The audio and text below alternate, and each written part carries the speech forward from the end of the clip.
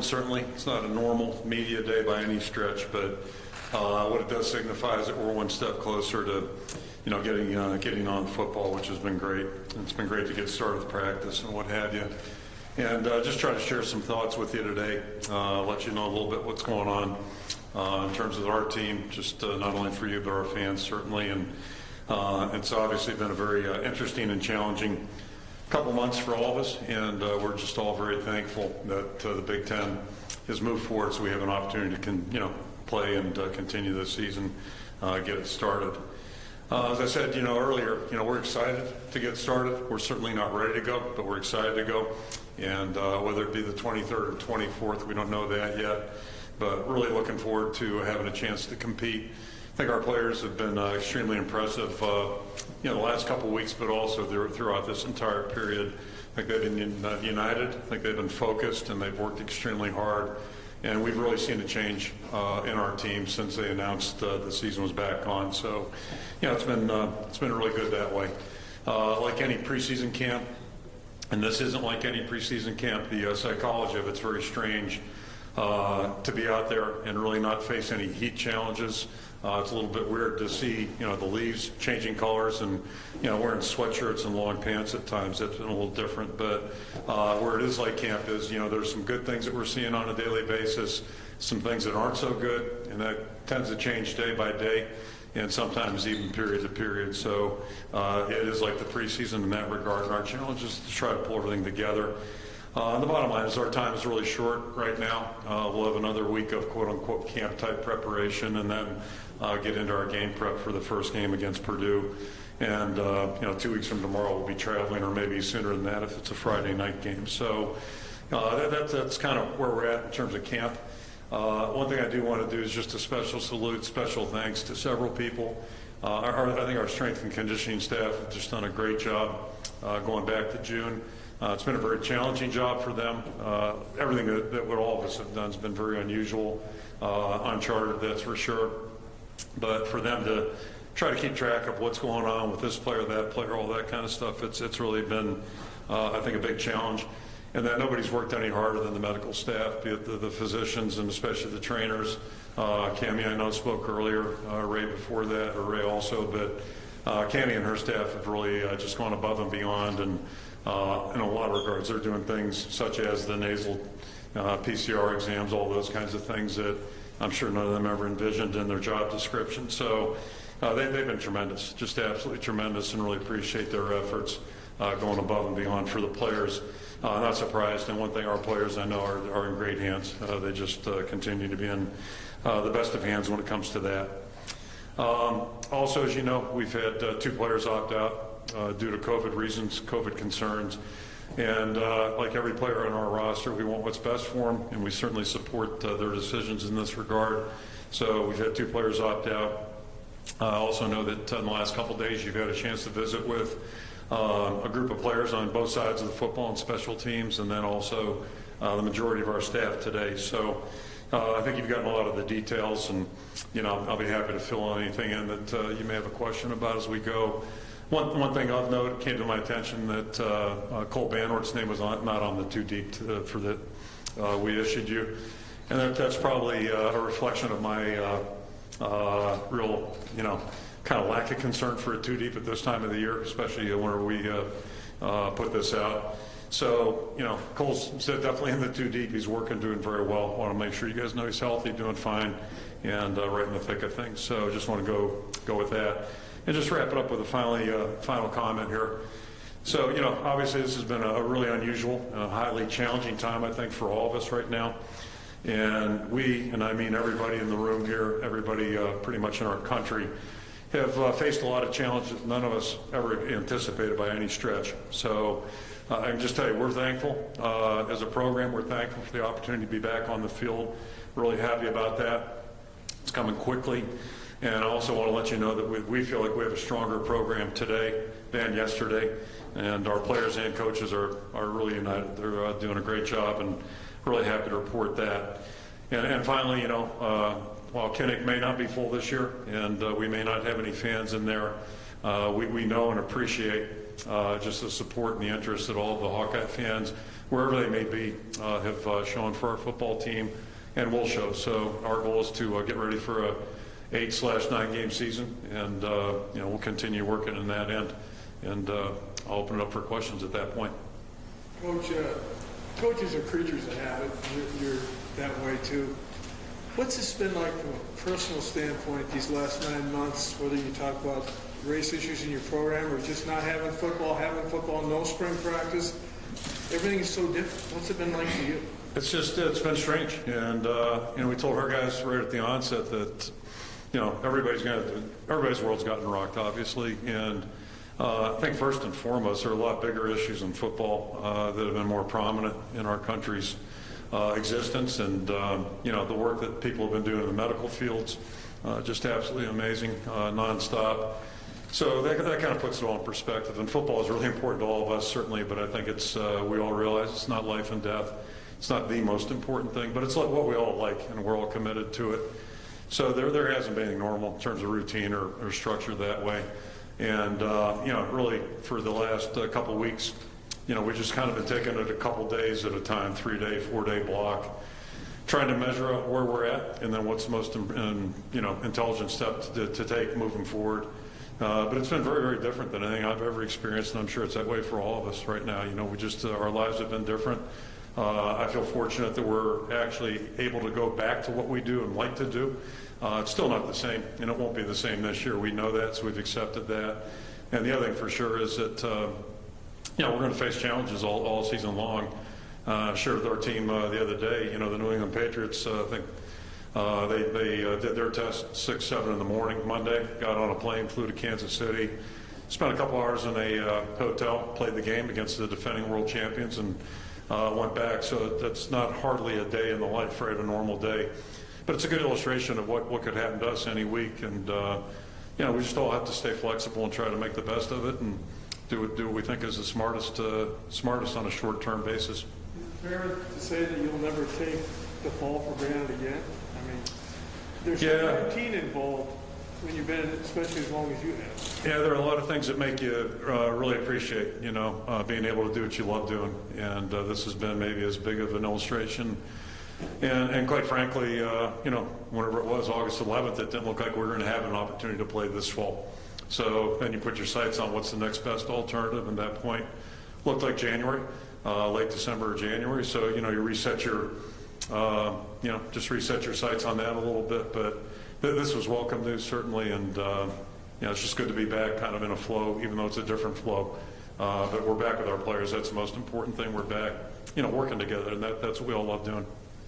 You've been bullish on Spencer for a long time. Last year he won the backup job against somebody who was a little more better than him, and then he became the starter basically right after the season ended. What is it that you've seen in him that's elevated him to that role, and why do you think he's built to be successful in it? Like all the guys on our roster, we certainly liked him in the recruiting phase of things, and recruiting's, big percentage of that is projection. Based on what you learn about a prospect and then what you see and then what you think maybe they can grow into. Until you get them on campus, you're never quite sure. And I think it was really last November where, at least me personally, I felt like we saw Spencer starting to hit his stride a little bit and gain a confidence and show some things that maybe would give you thought that he could become a really good player in our program. So I think we saw that. We saw that continue in December. And the fact that Nate's gone now certainly opens the door for him. But we're really pleased with what we know about Spencer, what we've seen of him on the field, off the field, the way he works with his teammates. And I'll echo that Alex Padilla too. Have seen him, in the last 2 weeks, I guess, just kind of gain some confidence too and do some really good things as well. So, it's just part of a player's progression, and we feel really good about him. But the facts are that he hasn't played yet. Really hasn't played any significant snaps. But, we can say that about a lot of our players. I mean, at some point you get out there on the field. Nobody comes here as a veteran college football player. So I just think he'll be equipped to handle it, everything that's going to come at him, knowing that there's going to be ups and downs, just like every position. But obviously his position's a little bit more prominent, and everybody's got a few more opinions about what quarterbacks do than maybe, some other positions. Kirk, you said you guys are closer than ever. Let's obviously impossible thing to measure. What makes you think that? Are there specific things that you point to? I'm sorry, I couldn't You hear said you guys are closer than ever. That's impossible to measure. What makes you think that? What can you point to? Well, I mean, we've all been through a lot, and I've said it before on record that we had some really honest and raw conversation, back in June, and I think a lot of good, honest discourse, and just forced us to move forward and really re-examine some things that our program held to be very important, and it's kind of a rehash of the last time we visited, or 2 times ago, I guess, but. I think we've made adjustments. We haven't altered our core principles, but we've made adjustments that I think are probably a little bit more palatable to a lot of our players. And social media is the easiest example to give you. It's probably just stuck with that one too long.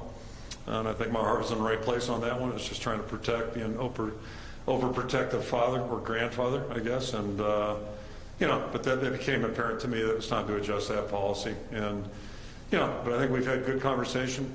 And more importantly, I think we've had good follow-through, and the key thing now is to continue to move forward. What has been the challenge in preparing for a season like this, just because of all the uncertainties? I mean, when you guys started practicing again, I mean, how have you had to adjust? Are you able to not really do some things that you normally would any other season, or have you had to speed up a lot of things just to even get ready because these guys didn't have a spring? Yeah, I'd be less than honest if I said I was totally comfortable with starting practice this year. It's the hardest camp we've ever had, only because we weren't sure where our guys were at physically, and the other component is we had a lot of guys at different levels, and we clearly, when the season got pushed or punted, that clearly affected our football team. It was reflected in COVID numbers everywhere, in our state, particularly 2 counties. With kids coming to campus, but I think our guys, their attitude changed. There was really nothing to focus on. So to that point, you have guys coming out of quarantine, all those kinds of things, and really hard to quantify where we're at. So we really went slow at the start and really tried to be as cautious as we possibly could, as smart as we possibly could, trying to avoid any injuries that would be avoidable in a normal season. But I do feel like we're starting to catch up right now. I think our work capacity is a little closer to what you would hope for a college football team. And I think our guys' attitudes have been good all the way through it. But all that being said, we still have a lot of really important work to do between now and next Friday, next Saturday, to even think about being ready for a schedule. But it's been a really unique challenge that way. And I think anybody that would try to minimize the importance of a summer conditioning program and the work that athletes do in the summer and really it's year-round to get ready to play this game, it's they're not paying attention. Phil said you guys had like a mini scrimmage of some sort maybe yesterday or something. Yep. And how important is that to start to have those, because at the end of the day, football's blocking and tackling, and you have to do some of that. Yeah, no question. I mean, that's what football's all about. And you can't, you've heard me say it before, you can only do so much in a meeting room. And meetings are important, they're great. Walkthroughs are great. Jogging around in shorts and all that stuff's really neat too, and it's fun and all that. But at some point you have to play football. And but you have to be in shape to do that. And, and you got to know where the limits are, those types of things. So, yeah, at least we're getting some semblance of it. And we'll do more this weekend. We'll be in Kettering for the first time. And do some live work, but ultimately that's how the game gets played. If you can't tackle, it's going to be hard to be a good defensive football team, and if you can't protect the football and those kinds of things offensively, it's hard to think you're going to win many games. So it starts right there. Just if you're not doing those 2 things, it's going to be hard to win ball games. I think I read a quote Monday morning from an NFL coach of a team that's struggling, and he said it right off the bat. This is game 4 for them. Turnovers and basically non-existent defense, and a lot of times that means you're giving up big plays. So, we got to do that work. I don't know that we're going to get enough before we start playing. So, but that's the way it is. That's the cards that got dealt to us, and we'll just try to do our best to get ready. What have you seen from Coy Cronk? How does he fit in your offensive line? And you seem to have a lot of competition there at the guard spot. Yeah, Coy's done a really nice job, and he's been great since he joined the program in January. And it's really strange in some ways. We haven't had a lot of grad transfers come in. So you're getting a guy who's mature, right? He's a college graduate, older guy, and in Coy's case has played a lot of Big Ten football. But then the other sidebar with Coy, when he came in, he's coming off that ankle, injury that he had, which was significant. So he really wasn't in very good shape at that point because he had been long rehab. Physically, really would have been beneficial to see him in spring football and, at least let him start working. I don't know if he could have been 100% at that point. So I'm going on this whole thing. When we got on the field, and I think we put pads on a week ago, right? A week and a day for the first time. He hasn't played football in over a year, and so he's got work to do that way. But he's a really quality young guy. He's a good football player, and he's going to help our football team. There's no question about that. And just these next 2 weeks are going to be really important for him just to get back into his rhythm and groove, because I don't care if you're a 37-year-old veteran in the NFL or in his case, he's probably 21, 22, 23. You have to practice. You have to get your skill set back, and that's what he's working on. But he works hard. He's got a great attitude. He'll be a really good football player for us. Coach, what impresses you about Jack Kaplan, and what kind of an impact do you anticipate him making for you? Yeah, it's kind of the same story. You talk to Jack, you feel like you're talking to a guy that's like 45 or 35. I wish he lived next door, actually. I think he'd be a great guy to have as a neighbor. He's got a great personality. Like Coy, he's more mature. He's an older guy. So it's a real contrast to incoming freshman, I guess is the best way to put it.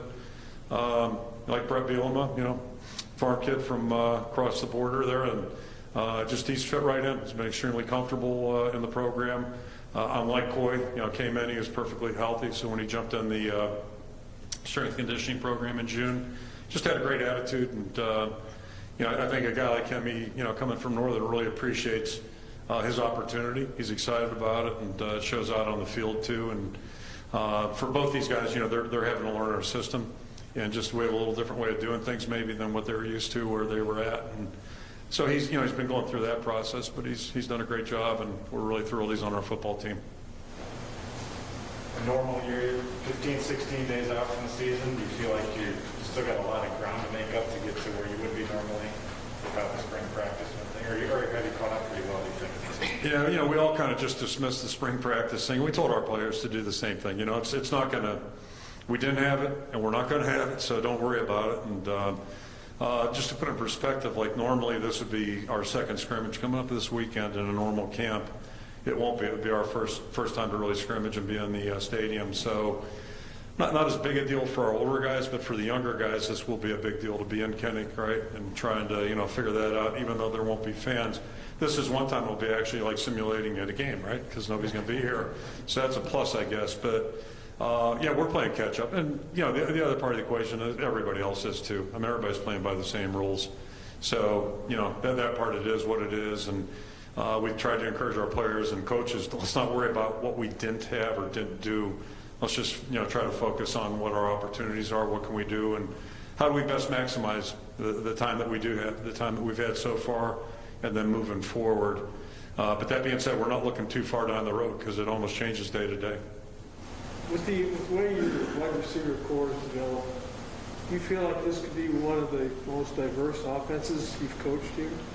Yeah, somebody brought up I was told at least in the last 2 days, I can't remember which day the offense went, but somebody asked, is this going to be the best receiving core in the history of Iowa football or in the country or something like that? I'd be happy if we just played good. First of all, if we were like in the top 5 in the Big Ten, but in all seriousness, we have a good group of players at that position, certainly with, Amir and Brandon, who got thrown in before they were ready to play and play successfully. But I think that experience is ended up paying off for them because they've made it pay off for them. They work hard. They're both, doing a good job out there. And, so it gives us 2 seniors that are really well established. Nico certainly played well last year. Tyrone Tracy's a young up-and-coming player. So, I think we're on the right track, certainly. And to your point, I think our skill positions are, outside the quarterback where we're inexperienced, but our skill positions are experienced, and we feel good about the guys playing there. And hopefully we'll have a balanced attack, and I think it's really important because you just never know how people are going to attack you defensively week to week. So, if you don't have answers, you're going to be in a problem. It's good to have receivers. Last 2 years, you've lost 2 really good pass rushers to the NFL, and Anthony Nelson and then A.J. Epineza. How do you compensate for that? I'm sure it's going to be by committee, but who kind of fills some of those roles, especially from the pass rush? It's next man in, first of all. And the other illustration is, and AJ came in as a guy who was, AJ was a pretty dominant player as a young player, just a really unusual skill set. But most of our guys grow into roles. It's usually how it works. Our best players, I just talked about 2 receivers that were okay as freshmen, but they're pretty good players now. So most of our guys grow into the role, and that's, you talk about Chauncey Golston, a guy who was 210 pounds or 15 pounds when we recruited him. But, the way he's worked, the way he's matured, he's not only a really good football player, but one of our team leaders in his own quiet way. We're counting on him to really have a good year. But it's got to come from everybody. Everybody's got to do their part, and hopefully, we're working hard out there and playing hard, and we'll see some guys emerge. But you just never know where those good stories are going to come from. And I can say this: we've got a bunch of guys in that group that are working really hard, and I think have a chance to be, pretty good football players for us. How impressive have you been with your coaching staff so far through camp? The staff? Yeah. They've been great. I think when things really got tough there in June, when everything was hitting the fan, I think that even became more apparent to me just how quality they are. And, so that's something I feel really good about, and I've been really fortunate. It's my 31st year coming up, I guess, here.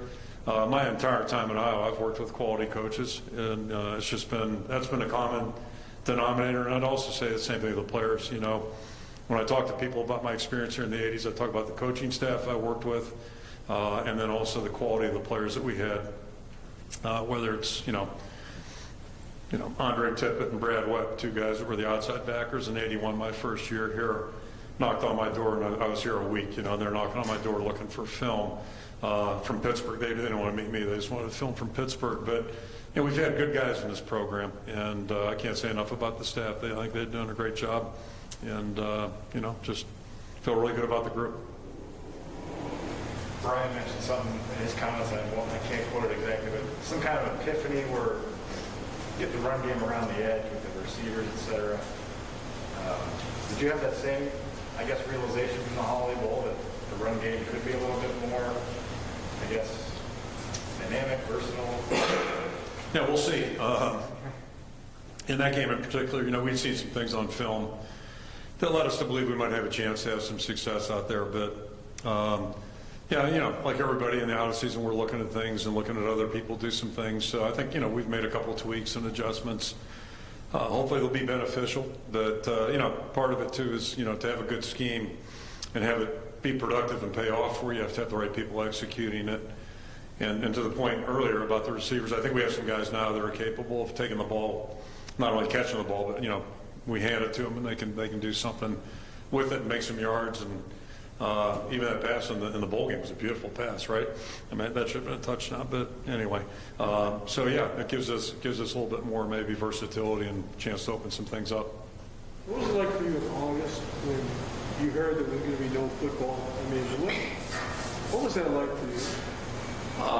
It was strange. Again, I think, I'm hardly the only person in America I know that's went through strange things. Not everybody coaches football, but it's what we do. So, there's a real rhythm to being a coach. That's I think one of the good things about the job is there's peaks, whether it's week by week, season by season. So after a while you get into a certain rhythm. Like this time of year, this is what we're supposed to be doing. So it's really hard anytime you're knocked out of that. And I think for all of us in the country, back in March, I think we all experienced that. And then the other thing is the unknown, which is really difficult. And I think when the season got canceled on the 11th, that put everybody in a tailspin, if you will. It's really difficult. So the best thing was to have something to focus on, to know where we were going. And I think that just kind of really gets everybody going again. It's just how life is. You have to have something to shoot for and aim for, to work for. And then, when you're used to doing certain things in a certain way, it's different, So that's just how it works. I don't know. So it was strange. It was really strange. Kind of surreal, I guess, is probably the best word. I use that word with the pandemic. that the experience was surreal, just like those pictures of New York City without anybody on the streets. That was surreal. This whole thing's been like a science fiction movie in some ways, and I'm not a big fan of science fiction, so I'll end it right there on that one. Yeah. We haven't talked about it, I think, as much because of all the circumstances of this season. I know you'll probably say the same thing you say every year, but what are your expectations for your team this fall as far as how they perform and where you guys are going to compete in the Big Ten? Well, our expectations are always to have a good team, and that's our goal. That's our expectation. This year's a challenging year, but again, it's a challenging year for everybody. And I did come to that conclusion, months ago that, genetics and having an experienced quarterback would be two really good things this year. But all that being said, just watching our guys work, watching them practice, I don't know if we can get there by, the 23rd, 24th, whenever it is we tee it up. I don't know if we're going to be ready to go. But I feel that way every year. You're never quite sure you're going to be ready. But then the good news is that, you watch our guys work, and they're working hard, and they're trying, and they're together, and they want to be good. So, can we get there fast enough? Can we be ready to go? But that's the fun of it, is the challenge. I think everybody's realistic that we're hardly there right now. We got a lot of work to do. So we'll see what we can do about getting there. And if it doesn't work out in that first one, then we're going to get back on our feet on Sunday and, flush it by Monday and get ready for the next one and just, keep going down that street. But I'd like to think we have a chance to have a good football team, but we got to get it done. And that's the fun part, is the doing. Coach, I'm sure you feel this way every year, but do you feel that because everybody's in the same situation, I'm talking Big Ten, that it is almost really, you could say, wide open? It was the same thing like we said with Major League Baseball, that anybody could almost win it with a short season. I mean, have you thought about it in that way, because you're all in the same boat, and just the preparation that you all have, that it really is wide open in a way? There really is no, honestly, favorites, or maybe we could make one or two, but what's your thought on that? The teams I know the most about are on our side, and then Penn State. Seems like we've played them like the last 16 years. I know that's not true, but the teams on our side, I think it's, in a normal year right now, if this was a normal year, I think we'd all be saying that. We'd all be in Chicago. It'd probably be July 30th, and we'd be saying, anybody on our side probably could win this thing. And then, that picture starts becoming a little bit more clear as you go. But then you factor in in a pandemic year, and we've already seen in pro football, like, this guy's out. Oh, by the way, your quarterback's not playing tomorrow. That type of thing. It's one of those years where, you don't know what to expect. And we've tried to share that with our players too. I know every coach has. Like, everybody out there, probably said it yesterday, everybody on the field right now, any one of you guys might be Sam Brown this year. So you need to be doing all you can to get ready. That's all, because nobody knows. There was an expected drop-off in tight end last year when you sent two guys to the first round of the NFL draft.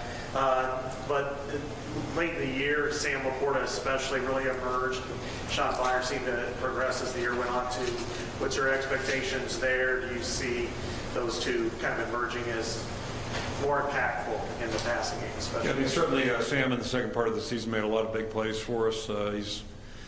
He just loves football. He loves being out there. He's got a great personality and a great enthusiasm for the game, and seems to have a knack of making tough plays, hard plays. Probably his best play of quote-unquote camp this year was a play he didn't quite come up with, but it was an unbelievable play. It's like, how do you do that? Almost do that, I guess. So, yeah, I think he's got a chance to be a really good football player for us. And we're seeing Sean, talked about Chauncey Golston. Sean's a program guy. Did a lot of things in high school, and we even had him at the split end position his first year. But, yeah, he's done a lot of good things, too. He's growing and progressing. This should be his best year of football, so hopefully we got a good 1-2 punch, and then we got young guys, working hard behind them. So, yeah, we feel like, if we can keep – the whole thing is going to – it's like every year for us, keeping guys healthy. We don't have a lot of depth anywhere. But if we can keep guys healthy, we do have depth at place kicker. I'll re-qualify that. But, yeah, I think that's going to be a real key for us is, keeping our guys out there that are capable. With the eligibility stuff this year, where it's per year basically, and it's different now with 4 games anyway, but do you kind of have even more free reign to play everybody or take some chances, put some freshmen out there, see what they can do? Yeah, I mean, we do, Matt Lorbeck comes to mind, right? Matt came in late here, and we could have done a 4-year redshirt with him and then let him be a senior next year. Well, now if he can play more than 4, great. Time will tell on that. So yeah, it gives you a little bit more flexibility, but I'm really more focused on our seniors right now and regarding that rule or clause or whatever you want to call it. And we'll just see how it goes. But I've learned in time too that everybody's got a clock, an internal clock, and at some point, guys want to move on. So I'm pretty confident. A bunch of our guys that are seniors, they're going to be moving on when the season's over, and so be it. So that stuff will all work itself out. But there certainly is a little bit of a different strategy involved, or a little different opening. You've mentioned it a couple times now, the idea of having the great genetics and the experienced quarterback. I can imagine for you guys. Ohio State is what we're talking about there, right? So yeah, get that on the table. Yeah. Yeah, I'd like to call you that, but I'm pretty good. That's every year, but Yeah. And not newsflash. for you guys, I mean, a pretty good response to that is having a young, talented quarterback who's surrounded by just about everything you can hope for, right? I mean, that's a pretty good situation too. It is, and that's probably one of the key coaching points for Spencer. You don't have to win the game, but that's really true of a quarterback in any year. It's always nice when you got a guy who can win the game and maybe put the team on his shoulders every now and then and do something really special. But I think especially at the starting point of this season right now, it's really important for Spencer to realize just go out and play your position. We're not counting on you to save our team or make everything happen for us. And typically in football, if you do what you're supposed to do at your position and do it with a little bit of extra energy, then good things have a chance to happen. And that's really how good things happen on a football field. So we're going to encourage all of our guys to do that. Even the guys that are more experienced and, hey, geez, I gotta do this, make this wild play. No, you don't. They just happen. Just play your position and let it go. Yeah, how concerned are you, with the secondary, for instance, where you lost 2 guys in the NFL draft, 1 starting already, Yep. and then your first opponent, you kind of notice who's on the field for them. What's kind of your thoughts about the secondary? I know it's Phil's area, but you got some challenges there. Yeah, talking about developmental players, right? OJ, who, graduated in engineering, ends up played his best football at the end of his career, and you look up and he started in the first game for the Broncos, and it's just nobody would have predicted that 2 years ago. I'll promise you that. But it's a really credit to him working hard and just getting better and better, and all taking a really challenging major on top of it. So yeah, we've been fortunate. We've had some guys that have gone on and played beyond college at that position, and but we feel like we have some good young guys on our team right now playing at that. And Matt comes to mind right off the bat. Riley Moss is practicing well. Julius Brents, Dane obviously playing that money position. Our safeties are doing a good job. So anybody that plays Purdue is going to have a challenge. Talk about great receivers. They got 2 guys that are marquee guys, not just one. And so we fully respect that. And they're going to test you the way they play offensively. They're going to test you on defense in any year. But when you get 2 guys like that, that really is. It's not the same as, but it's like Minnesota with those 2 receivers last year. They had, it's just really every play you're kind of on the edge of your seat, if you will. The Hayden Fry tribute this year are your guys' jerseys. How did that come about? Who was kind of in the decision-making process with that? It's one more unfortunate thing about the pandemic. We're planning on honoring him for the public back in the spring, and then obviously we had to pull the plug on that. That would have been in April. And the thing I feel worse about there is the family was looking forward to coming up here and interfacing with Iowa fans, Hawkeye fans, because Coach meant so much to this program, this state, what he did when he did it. So, to have that opportunity, that was hard. And we still would have honored him on our jerseys. That was a plan. I talked to Robin and the family about that back in when we were down in Dallas. But, so we're not able to do that, but this is the next best thing. And it's just, I think, a fitting tribute to somebody that really impacted this program just in immeasurable ways. So, we're honored to have that on our shirt all season long. All right, well, talked about being committed to being more empathetic and understanding.